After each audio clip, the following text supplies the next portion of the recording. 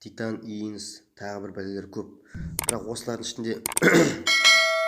ішінде ең үлкен алаяқтық жасаған Titan Inns'тің манағыдай 2000 адамнан 71 мың теңге жинап алып Турция мемлекетіне жұмысқа жібереміз деп осыдан алаяқтық танытып отыр. Сол адамдардың бейнесін, жазбаларын, видеоларын барлығын сіздерге көрсететін боламын. Сол ләж болса бүкіл жерлерге таратып өтініш сондай.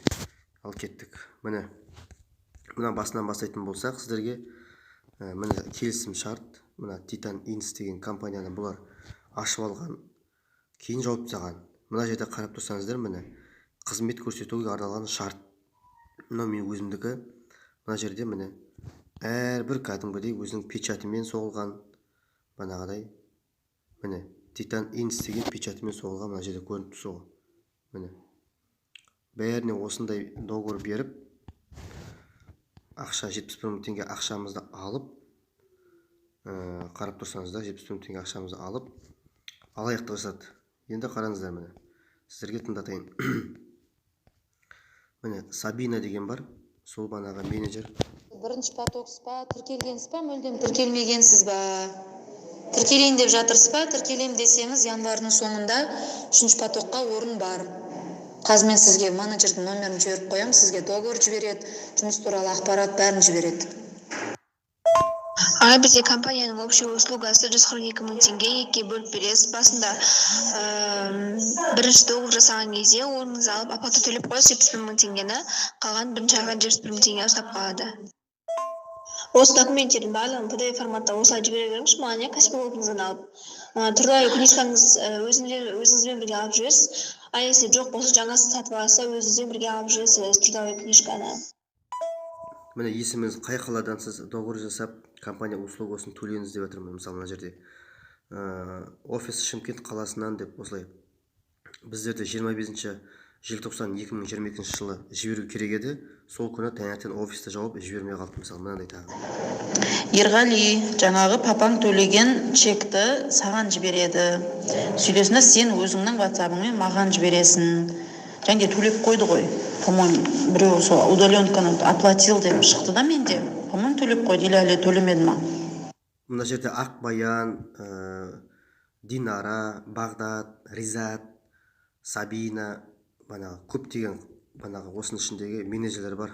Бұлар басынан бастап алаяқтық танытқанда, мына жерде бүкіл мекен жайлары, біздерге берген, уәде берген айлықтары, Турция мемлекетіне барасыңдар деп. Құдай сақтасын, ондай болмайды. Бізде одан кейін енді алдын ала ешкім білмейді ғой, бірақ бір жағдайлар болып қалып барамай қалсаңыз, сіз өзіңіз тарапыңыздан барамай қалатын болсаңыз, ақшаңыз қайтарылады. Біз уже бірінші поток әлі кетпеген, бірақ отказдарының түгел ақшасын қайтарып қойғанбыз. Арасында шығады 200 адамнан 40 адам, 30 адам отказ шығып қалады, сондайлардың орнын ақшасын сразу қайтарып алдық. Екінші потоктың да біразын қайтарып қойдық. Ол жағынан ешқандай қам жемеңіз. Мына жерде айтып кететін жайт, екінші потокқа бірінші потоктың ақшасын қайтардық дейді, үшінші потокқа екінші потоктың ақшасын қайтардық деп, сөйтіп өтірік жалған сөйлейді. Қазір ешқандай ақшаны қайтарған жоқ. Осылай алаяқтық танытып Турция мемлекетіне қашып кетті. Және Шымкент қаласында бүкіл Қазақстанның Орал, Қостанай, Түркістан, Атырау, Ақтөбе бүкіл жерде шағым түсіп жатыр, бірақ ешқандай жұмыс нәтиже көрсетіп жатқан жоқ. Нағыз болмайтын болса, жан-жаққа таратып, біз Астанаға шағымданатын боламыз. Міне видеоны көрсетейік, ұсқындарын көріңіздер. Мынаға қалаңыз жазасыз. Саркеева Ажа дейсіз, бұл то директоры, және мына жерге өзіңіздің атыңызды, есіміңізді жазасыз. Мына номерға ештеңке жазбайсыз, бұны біз жазамыз. Мына жерге бүгін ақша төлесеңіз, бүгінгі күн, ай, жылды жазасыз. Мынаға ин деген жерге ин жазасыз. Телефон, адресіңе мынаға қандай қала жазасыз, соны жазасыз. Мынаға чек төленген күн, мынаға ештеңке жазбайсыз. Мына жерге бір деп жазасыз, оқып шығыңыз, не үшін екенін бәрін түсінесіз. Мына жерге екінші бетте 142 мың деп жазасыз, 001 қр деп жазасыз. Мынаға біз жазамыз, мынаға сіз аты жөніңіз толық жазасыз, иніңізді, үй тұратын қалаңызды толық жазасыз. Фамилия, подпись жазасыз. мына қазақстанның Турцияда жүрген жұмыстас балдардан сұрайтын болсақ, бұлар деген ешқандай Титанмен де Турцияда аяз салып жатқан Титан деген басқа компания бар ғой, российский, солармен ешқандай договорға отырмаған. Бұлар сол Турциямен келісімшарт болды, Турциямен біз келістік, жұмыс қалып жатырмын деп әу бастан алаяқтықпен ашылған компания бұл Титан Инс деген. Сол үшін ешкім қазақстандықтар банағыдай ақшаны беріп қойып алдын ала үйтіп істемейді. Бұлар офисі болып тұрған өзінде біздерге 71 мың теңгені бермей тұр. 2000 адамнан сондай ақша алып алды. Бүйтесіз, мен сізге қазір мына PDF-пен жібердім ғой, соны компьютерден шығарасыз, сөйтіп толтырасыз, маған фотосын жібересіз. Мен егер тексеремін, дұрыс толтырған, дұрыс жазған болсаңыз, одан кейін дәл соны сканермен маған кері қарай жібересіз. Одан кейін мен оны шығарып алып, печат басып, қол қойып, мен сізге жіберемін.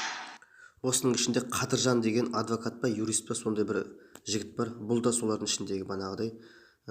Қазір көрсетем, өздерінің группаларын ашып, бәрін кілтеп отыр. Бұны компьютерден шығарасыз. Егер бұл ашылмай жатса, сіздің сотыңызда PDF-ті ашатын приложение жоқ болса, ашылмайды бұл.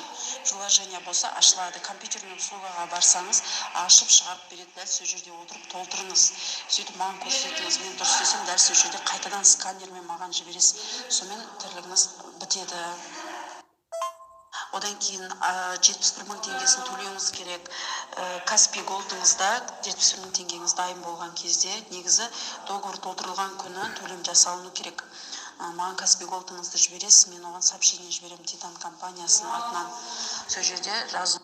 Мына Каспий Голдпен біздер 71 мың теңгені ақшаны төлегенде, бұлар как будто біздер Каспий арқылы Титан Инстен бір зат алған сияқты болып қалдық, артынан тексергенде. Бұлар сондай алаяқтықпен айналысып тұр. Жазылу болады поличе, жаңа Титан компаниясы 71 мың теңге оплата деп соны басасыз. Кассир ретінде менің номерім тіркеулі тұрады сол жерде. Соны оплатить деп басасыз, чегін кері маған жібересіз. Түсіндім, я қазір. Құдай сақтасын, ондай болмайды. Бізде одан кейін енді алдын. Түсіндім, я қазір не қылам, бәрін жіберем сізге. Сосын не ғой, 71 мың теңге төлеймін ғой, төлеуін. Ертең бармай қалып, ондай әңгіме болмай ма? 71 мың теңге төлеп қалып, кейін хабарласпай қалып деген сияқты, ондай ештеңе болмайды ғой, әйтеуір, иә? Құдай сақтасын, ондай болмайды. Бізде одан кейін енді алдын ала шығып білмейді ғой, бірақ бір жағдайлар болып қалып барамай қалсаңыз, сіз өзіңіз тарапыңыздан барамай қалатын болсаңыз, ақшаңыз қайтарылады. Біз уже бірінші поток әлі кетпеген, бірақ отказдарының түгел ақшасын қайтарып қойғанбыз. Арасында шығады 200 адамнан 40 адам, 30 адам отказ шығып қалады, сондайлардың орнын ақшасын сразу қайтарады. Екінші поток. Бұл жерде өтірік айтады, ешқандай ақша бұған дәлелі бар. Қазір комментарий қалдырады адамдар. Ешқандай ақша қайтарылған жоқ, жалған сөйлеп тұр. Динара деген осы. Тоқтың да біразына қайтарып қойдық. Ол жағынан ешқандай қам жемейміз. Сіз Каспий Голд номеріңізді айтсаңыз, мен соған сообщение қылып жіберем. Каспий Пэй деген болады. Ұзақтан төлеу, қашықтықтан төлеу. Сол жерде Титан компаниясынан 71 мың теңге оплата деп шығады. Соны бассаңыз болды, сізге чек шығады. Сол чекті ашасыз, скриндамайсыз, ашып отправить деген несін басып жібересіз. Саламатсыз ба, ертең сағат понедельник күні 9-дан кейін маған жазыңыз, сол кезде мен сізді қабылдаймын, тіркеп қоямын. Біз Каспий Пэй арқылы қабылдаймыз, сіз маған Каспий номеріңізді жібересіз, мен сізге 71 мың теңге оплатаны жіберемін, солай төлеп маған жібересіз. Ертең шығыңыз, иә ма? Сіздерге әлі не бар, уақыт бар, екінші потоктасыздар сіздер, декабрьдің басы. Асықпаңыздар, сіздер екінші потоксыз, әлі уақыт бар сіздерге. Ризат деген балаға документтеріңіз барлығын полный жіберіңіз, маған жібергендеріңізді. И договорды толтырып жібересіз сол балаға. Сосын мына YouTube желісінде міне 27 күнгі желтоқсан күні жаңалыққа шықты, КТК телеарнасынан қарауларыңызға болады. Және мына жерде қарап тұрсаңыздар, міне жақта көрсетейін, одежда и обувь деп сөйтіп біз алған сияқты болып шығып тұр ғой, міне 71 мың теңгені. Көріп жатсыздар ма? Қазір жауап тастаған. Каспий олармен жұмыс істемейді. Сіз ең соңғы бетін толтырсаңыз болды. Солда жетеді, қалған беттерін өзім толтырамын да, сізге печать жүріп сканерлеп жібереміз ғой. Жаңа Ризат деген бала жібереді да. Жаңа деген соңғы бетінде жаңа не тұр ғой, аты жөніңізді жазасыз, үйіңізді жазасыз, сосын толық мекен-жай и астына жаңада аты жөніңізді жазып қол қойып бересіз қой. Ең важный сол қол ғой сіздің. Аға, енді екінші поток осы декабрьдің орталарына қарай созылып жатыр да. Ары кетсе бір 15-20 ғой. Сосын ол Ризат деген бала просто документте реттеп отыратын бала да. Оған жіберіп қойсаңыз болды. Ол кейін өзі ретімен ашып оқып жаңағыдай дұрыс жерлерін дұрыс, дұрыс емес жерлерін дұрыс емес деп айтып отырады өзі. Міне осы жерде тағы осылай уақыт созып, осы декабрьдің 25 күні бұлар жоқ болып кетті. Қазір дальше көрсетемін сіздерге видеоларын. Міне өздеріңіз көріп тұрғаныңыздай, міне Ақбаян деген осы. Ақбаян деген біз осы менеджерден басталады, ішінде көп. Және міне көп.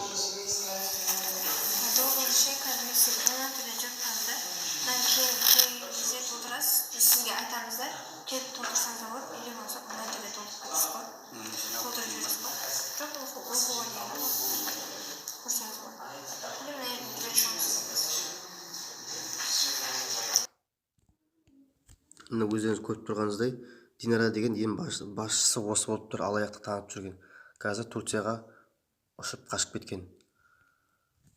Мына әйел заты да бар, үлкен кісі. Өздеріңіз көріп тұрғаныңыздай.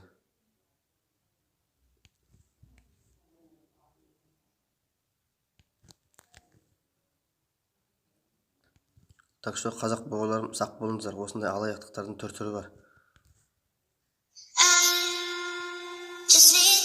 Олар алдына жан салмайды, міне осындай нәрселерді.